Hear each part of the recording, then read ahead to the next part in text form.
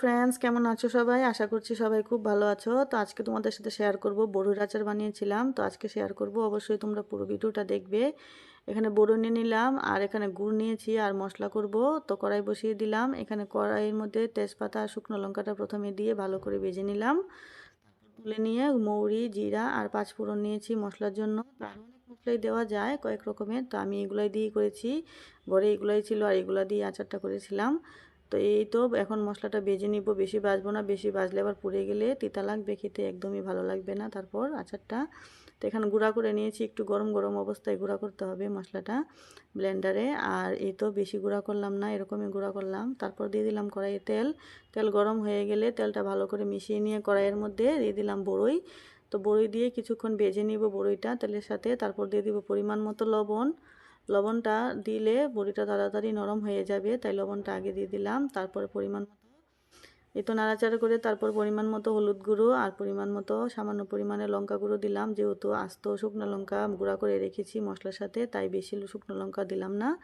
পরিমাণ মতো দিয়ে ভালো করে মিশিয়ে নিলাম। এখন বড়িটা কিছুক্ষণ নাড়াচাড়া করে বড়িটা একটু নরম হয়ে গেলে দিয়ে দিব গুড়। তো গুড়টা খুবই ভালো ছিল, একদম আঠালো ছিল। আর বড়িটাও খুব ভালো ছিল, একদম টক মিষ্টি ছিল বড়িটা, বেশি টক ছিল না, তাই বেশি পরিমাণে গুড় দিতে হয়নি। আর গুড়টাও খুব ভালো ছিল। তো এখন গুড় ছিল এই বাটির মধ্যে, একটু ধুয়ে মানে জল দিয়ে দিলাম যাতে গুড়টা যাতে পুড়ে না যায়, নিচের দিকে লেগে না যায়। তো এই তো এখন নাড়াচাড়া করার পালা। ভালো করে গুড়টা আর বড়িটা একসাথে মিশিয়ে নিব, একটু ভেঙে ভেঙে দিব যাতে বড়ির সাথে গুড়টা ঢুকে যায়। আর বড়ির গুড়টাও যাতে নরম হয়ে একদম ভেঙে যায়, গলে যায় আর কি, একটু ভেঙে ভেঙে দিব সব কিছু। গুড় আর বড়ি ভালো করে মিশিয়ে নিব আর কি। তো এই তো এখন মিশিয়ে নিয়ে কিছুক্ষণের জন্য ঢাকা দিয়ে রেখে দিব। ঢাকা দিলে একদম গুড়টা গলে যাবে আর বড়িটাও নরম হয়ে যাবে। এই তো একদম বড়ি নরম হয়ে গেছে আর গুড়টাও একদম গলে আঠালো হয়ে গেছে। তো এখন নাড়াচাড়া করব আর কি। আচার যে কোনো আচারই তো নাড়াচাড়ার মধ্যে রাখতে হয়, নয়তো পুড়ে গেলে আবার খেতে একদমই ভালো লাগে না।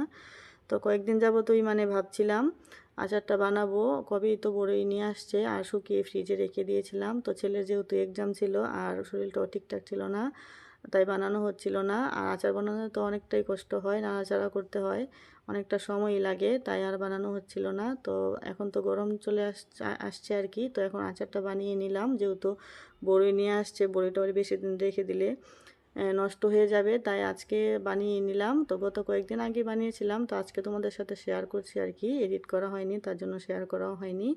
তো এই তো আচার প্রায় হয়ে গেছে, এখন মশলা আঠালো আঠালো একদম হয়ে গেছে। আর আচারটা খেতে কিন্তু খুবই ভালো হয়েছিল।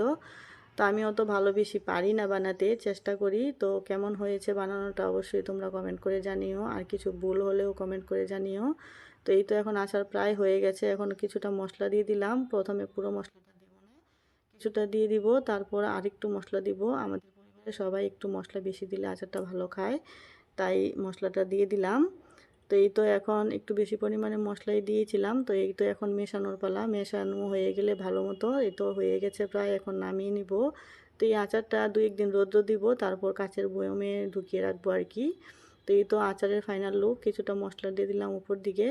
তো আচারটা খেতে খুবই ভালো হয়েছিল, আমার হাজব্যান্ড তো খুবই ভালো খায়। তো কেমন লাগলো আচার বানানোটা অবশ্যই কমেন্ট করে জানিও। টাটা, সবাইকে ভালো থাকবে।